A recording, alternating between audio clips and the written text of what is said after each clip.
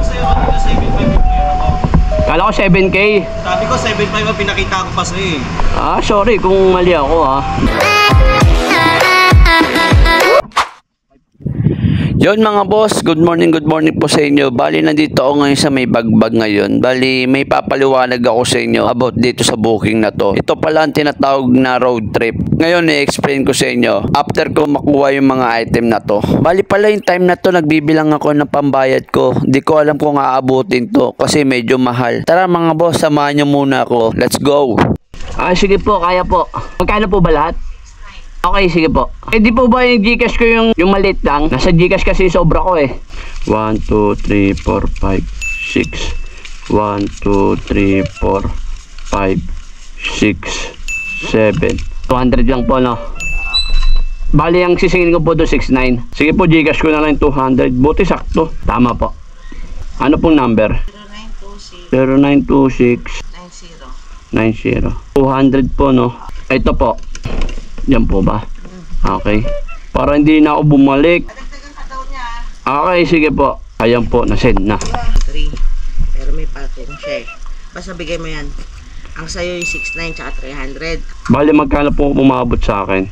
7.3. Diba 6.9 na send mo sa akin? Opo. Eh 300 shipping mo. Opo. 7.3 lang. Kaya yan na nandyan kasi may dagdag yung engineer. Kaya dadagdagan kanya. Magkano po ba to? 10,000? 1,050. Yan lang ang papakita niya doon. Pero Ito lang pulat babayaran niya sa akin. hindi, papakita niya doon. Opo. Papakita niya doon sa... Parang pander niya lang. Okay, sige, nagets ko. Pero ang bibigyan niya lang sa'yo, 7.3. Tapos sabi ko sa kanya, dagdagan kanya, ha? Bukod doon sa 300? Oo. Okay, sige po. Sabi niya priority. Ha? Opo, sige po. Okay, thank you po. Ayun, nakachamba tayo mga boss. Yan mga boss, may papaliwanag ako sa inyo mamaya. Wire yan, wire. Oo, thank you. May pipikapin muna tayo dito, isa pa, dito sa may bagbag. Bali nandito tayo ngayon sa bagbag mga boss. Pick-upin muna natin ito bago ko ipaliwanag sa inyo. Hello po, lalamog po. Oo, ito yung saan papunta. Ay putik, sarado pala dito. Okay lang, may daanan dyan sa side. Saan yan papunta? Papunta pong Makati. Oo, may daanan pang tao dyan sa side. Okay lang po ba? Malit lang po ba dadalhin ko? Oo. Sige po, andito na po ako. Sige po. Okay po, sige po. Pangalawang bahay, itim na gate. Okay, sige po. Andito na po ako. Nakikatong hanapin ni Jordan. Si Jordan po. Okay. Wait lang po ah. Tao po. Sir, kay Jordan po. Okay, sige po. Nandito na po pala, sir. Thank you po. Ano, Cash and Carry Mall yun, sir. Ano pa? Sa may Cash and Carry Mall. Oo, Cash and Carry Mall. Okay na to, sir. Picture mo. Sige, sir. Picture ko lang sir. Okay, thank you. Yan mga boss, bali na-pick up na natin yung pangalawa. Bali, ang shipping fee ko dito ay 153. Ngayon, binigyan tayo ng 175. Ngayon, may papaliwanag ako sa inyo. Wait lang. Yan mga boss, bali kinunik ko na yung camera ko sa intercom ko para marinig nyo mabuti yung paliwanag ko. Anyway mga boss, ito ipapaliwanag ko sa inyo yung tinatawag na balikan. Yung balikan na bagbag to Pasay, tapos after ko ma-deliver sa Pasay, babalik ulit dito sa bagbag. Yung kanina mga boss, walang abono yon, yung balikan na tinatawag ko. Ang plano kasi ni ma'am, after ma-deliver ko yung wire na yon, pagdating ko sa Pasay, may sisingilin tayo na 6.9. Tapos, after natin ma-deliver sa Pasay mga boss, tsaka natin sisingilin yung nag-delivera natin at ibabalik dito sa may bagbag. Ngayon, ang ginawa ko mga boss, total may pang-abono naman ako, inabonohan ko na yung 6.9. Para pag once na inabonohan ko yung 6.9, pag na-deliver natin sa Pasay, hindi na tayo babalik kay ma'am. Gets nyo? Hindi na tayo babalik kay ma'am para ibalik natin yung pera kasi nabunuhan na natin eh. Kasi kung babalik tayong balikan, pagod. Hindi, abunuhan ko na lang siya para after na-deliver ko ron, hindi na ako babalik kay ma'am. Wow! Para ibalik ko sa kanya yung pera. Kumbaga, yung ipambabayad sa akin doon sa Pasay, sa akin nare-rekta. Diba? Ang laking tipid ng oras doon mga boss. Ayun yung tinatawag ko, mas masarap yung ganun lalo pag may pang-abono ka.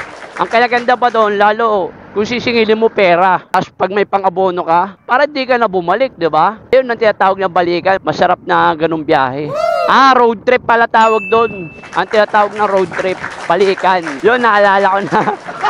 Road trip pala ang tawag doon. Ngayon, ang shipping fee ko rito mga boss, pumapalo na 270 73 sa balikan yun mga boss ha. Eh, i-divide to mo yun. O, let's yun kung balikan yun. Pero kung papunta lang doon, di ko kukunin to. Ngayon, sabi ni ma'am, sisingilin ko daw si sir ng 300. Wow. Tapos, sabi na itong buyer, yung pagdideliveran natin sa Pasay, mag-a-add daw siya. Kasi nagpagawa ng resibo dito kay ma'am. Malaki yung katkong niya. Ngayon kumbaga may tinatawag na diskarte niya. What? Eh syempre din na natin pakikilaman yun. Diskarte niya yun eh. Labas na tayo doon. Kaya yun, on the way na agad tayo. Dideliveran natin muna to sa Makati. Sana nag-gets nyo yung sinasabi ko. Malaking tipid sa oras din yun. Ayun na tinatawag na road trip.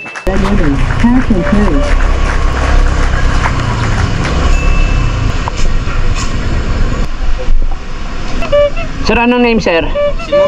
Ano pong name? Maximo Cuevas. Okay. Picture ako lang, sir.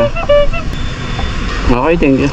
Yun mga boss, sa deliver na natin dito sa may Makati. Cash and carry. Ngayon, on the way tayo sa pangalawa sa Pasay. Ngayon, ayun no. 4 minutes mga boss, ayun no. 1.3 kilometer.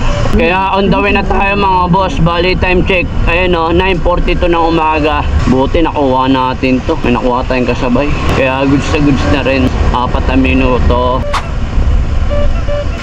Siya, nandito po ako sa may tapat sir ah. Okay. Sa may Aston mismo. Okay. Saan ka sir? Ayun. Akit ako sir. Okay. Ito pala yun. 3 boxer. Aray ko. Ito. Resibo. Mag-add daw kayo sir. Akitin ko lang, kulang saglit. Akitin ko lang. Ano ko na lang muna, gilit ko lang muna. Magkano ba yun sir? 10,050. Magkano ba binigay sa'yo? 7 ano lang. Sino ba nag-utos sa'yo? Si Sir JD. Pinasuyo lang sa'yo? Oo. Magkano ba yan? 7,000 lang. Wait lang. Saglit, antay mo na lang. Sige sir, kausapin mo lang sir.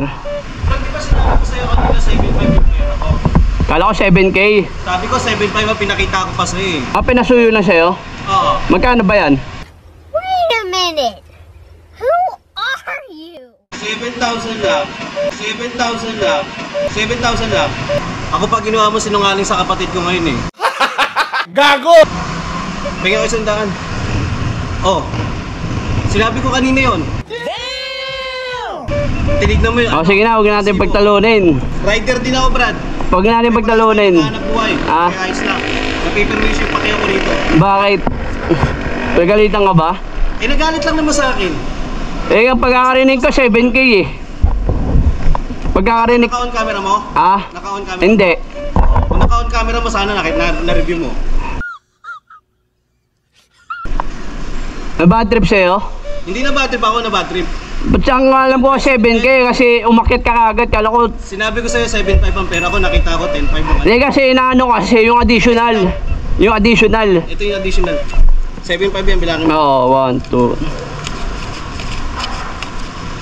2. Sige. 7,500 yan. Kasi ang pagkakarinig ko 7K eh. Thank you boss ha. Ang pagkakarinig ko kasi 7K eh.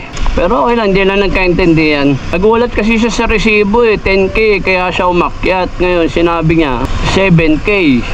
Sorry kung mali ako Hindi ko naman, pagkakaintindi ko, 7K narinig ko eh. 7.5 pala sinabi niya. Kasi ang mangyari kasi niya mga boss, 6.9 plus 300. Papalo ng ano yun, 6.9 kasi nabunuhan ko. Ngayon, ng shipping fee ko, 300. Ayun, napapakita ko sa inyo, 6.9. Plus sa shipping fee ko 300. Hindi 7.2. 1, 2, 3, 4, 5, 6, 7 7.5. Ngayon sa 7.5 sinuklihan ko si sir ng 100. Bali ang nangyari, shipping fee ko pumalo ng 500 mga boss. 7.5 minus 7.2. Ayun na 300. Tapos binigyan ko siya ng 100. Ngayon, binigyan tayo ng tip ng 200. Wow! Yan mga boss. Bali ang nangyari, shipping fee naging 500. Hindi lang nagkaintindihan. Pares lang kami nagkamali siguro, hindi lang nagkaintindihan. At least di na para may pagtalo pa tayo. Iwas na tayo doon, baka mabash pa tayo. Kaya yun, maraming salamat po sa panibagong biyahe. Sana nag-gets nyo yung sinasabi kong road trip. Kaya hanggang dito na lang po. Maraming po salamat!